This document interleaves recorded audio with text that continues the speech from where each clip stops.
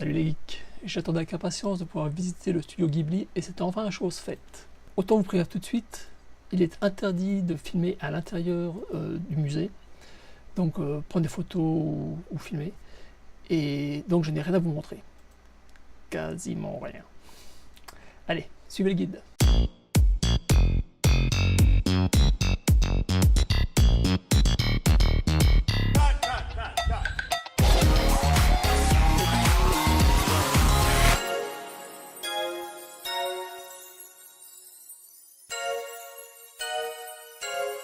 Déjà, ce qu'on avait trouvé vachement sympa, c'est que quand on arrive à 1 km du musée, du studio Ghibli, il y a ces panneaux qui vous indiquent la distance à parcourir et la direction où aller.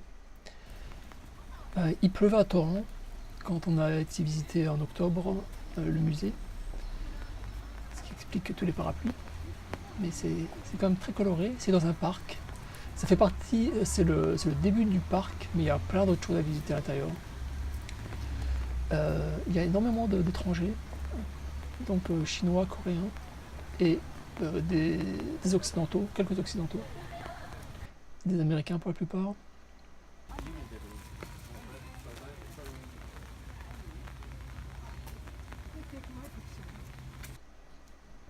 Donc on faisait la queue, ça a duré je crois 10 minutes, 10-15 minutes, donc c'était pas la mort.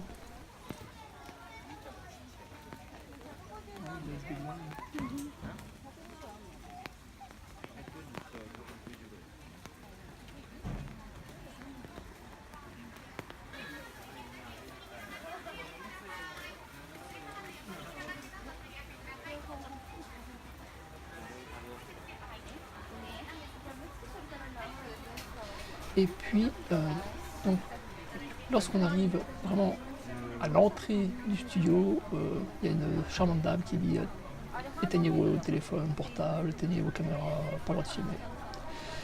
Donc c'est à peu près ici que ça s'arrête. Par contre, lorsqu'on sort à l'étage, là vous pouvez filmer de l'extérieur. Il y a des gros chats qui nous observent.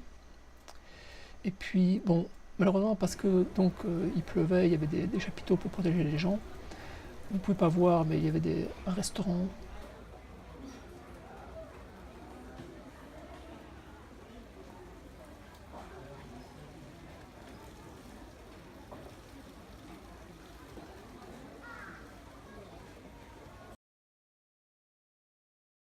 Donc en ressortant du musée, j'ai vu qu'il y avait d'autres panneaux qui, eux, présentent la ville où se trouve le musée. Donc c'est toujours dans le style Ghibli, c'est vraiment très sympa. Comme vous pouvez le constater sur ce plan, donc on est tout en haut, et puis il y a énormément de choses à visiter. Mais il pleuvait, et puis on n'avait malheureusement pas toute la journée. Donc nous avons juste visité le studio, ça nous a pris 1h30, 2 heures. Ce que je peux vous montrer, c'est le plan en anglais. Donc on arrive par le centre, comptoir de l'information, et puis à droite, donc, il y a une exhibition permanente qui montre des anciens systèmes de projection. À l'étage, il y avait énormément d'exhibitions permanentes et ça je regrette vraiment de ne pas pouvoir pu prendre de photos. Ces exhibitions permanentes étaient à chaque fois des pièces qui avaient été aménagées comme si quelqu'un utilisait cette pièce. Donc il y avait un espèce de restaurant pour montrer comment le studio décomposait les mouvements et essayait de personnaliser la façon de manger de chacun des héros de ces films. Donc une attention au détail, à tous les détails, qui était vraiment exceptionnel, je dirais. Il montrait comment étaient décomposés les mouvements lorsque les héros se déplaçaient, donc soit en marchant, en courant, en prenant un avion. Il y avait une salle de cinéma, mais on n'y a pas été parce que bon, il présentait un film en japonais, enfin un court-métrage en japonais. Et donc en fait, on se déplace du bas vers le haut, et lorsqu'on arrive tout en haut, on sort du musée, et quand on descend, on arrive au restaurant qui est à l'extérieur, qui est situé à l'extérieur. Donc c'était vraiment très intéressant, il y avait énormément de détails. Il y avait des classes remplies de storyboards, des storyboards qui étaient affichés au mur. Il montrait comment les artistes trouvaient la couleur exacte avec des dizaines et des dizaines de tests. Enfin, c'est une attention au détail exceptionnelle. Il y avait aussi un magasin donc, où on pouvait acheter des produits dérivés, comme ceux que j'ai ici. Donc le magasin du musée n'était pas filmable, lui non plus. Par contre, dans un des centres commerciaux où nous avions été, ils avaient une petite partie Studio Ghibli avec exactement les mêmes produits dérivés. Et puis ça, j'ai pu le filmer et puis je vais pouvoir vous le montrer maintenant. Donc il y a énormément de Totoro, énormément de gros chats, de petits chats. Et vous avez de tout, alors ça va, la serviette, les chaussettes, les cravates, porte-clés, boucles d'oreilles, les peluches. Et bien évidemment les statues. Et ça c'est ma préférée, la princesse Mononoke, mais elle fait 50 $, enfin 50 €. Malheureusement c'est beaucoup trop cher pour moi. Et j'aurais bien voulu la prendre. Et ouais, donc des porte-clés. Plein de porte-clés, des dizaines de porte-clés. En fait, je pense qu'ils avaient plus de choix dans ce magasin que dans le magasin officiel du studio Ghibli.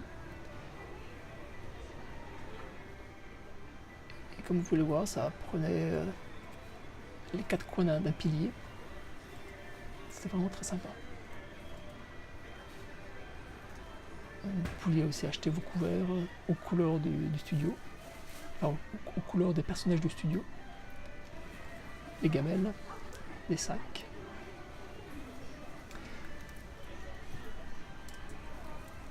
Donc le Totoro, donc là ce sont les dessous de verre de Totoro, ils sont toujours emballés.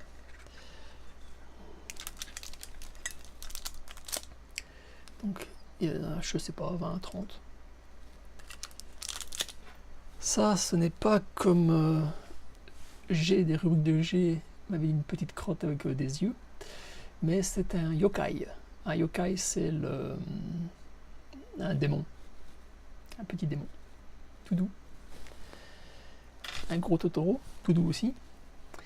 Et puis donc, je ne les ai plus ici, mais on a acheté une boîte de cookies qui était très bon. C'était au chocolat, au thé et des espèces d'herbes. C'était très bon. On a plusieurs serviettes qui sont déjà rangées. Bien évidemment, vous l'avez vu, j'ai aussi le t-shirt, j'ai envie de dire of course, parce que bon, vous savez que je suis un fan des t-shirts. Et ce t-shirt là, par contre, on ne peut l'acheter que dans le musée. Il n'est pas trouvable dans d'autres types de magasins. Et je ne crois pas qu'on puisse l'acheter par correspondance. Enfin voilà. C'était vraiment très très intéressant. Et je regrette de ne pas pouvoir vous en montrer plus. Mais si vous avez l'occasion, et si vous êtes un fan d'animé, et quand je dis animé, c'est au sens noble du terme, parce que le studio Ghibli, c'est un peu le studio... c'est la version... Non, c'est pas la version, mais c'est... Le studio Ghibli au Japon est aussi célèbre que Walt Disney aux USA ou en Europe. Sauf que pour moi, à mon sens, le studio Ghibli fait des meilleurs films que Walt Disney, mais ça c'est une autre chose. Et enfin bon, bref, si vous avez l'occasion, allez-y. Je suis sûr que vous aurez beaucoup de plaisir à visiter ce studio, enfin le musée du studio. Voilà, c'est tout pour aujourd'hui. Si la vidéo vous a plu, abonnez-vous, laissez-moi un pouce bleu et un petit message, et puis je vous dis à très bientôt. Ciao, ciao.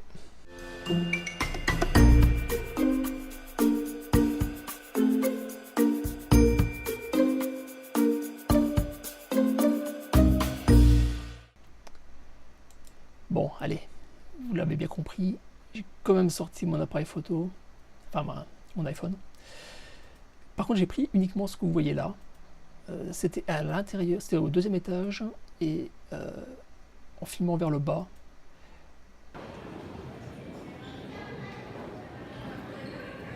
ça vous donne une très vague idée de la décoration réalisée par le musée. Mais ça vous donne aussi quand même un sens du détail. Tout était en bois, bois et puis bois et métal.